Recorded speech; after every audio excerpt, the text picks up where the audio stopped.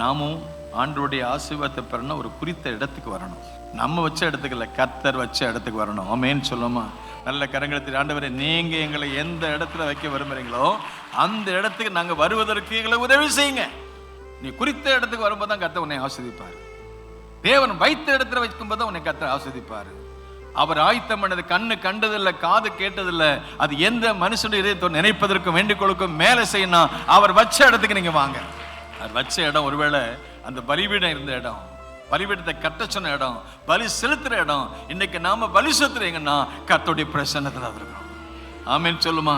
நமக்கு ஒரு பலிபீடம் உண்டு. ஆமென். அவரே நமக்கு பலிபீடமா இருக்கிறாரு. அந்த பலிபீடத்தில் முதல்ல நம்மை அர்ப்பணிப்போமே.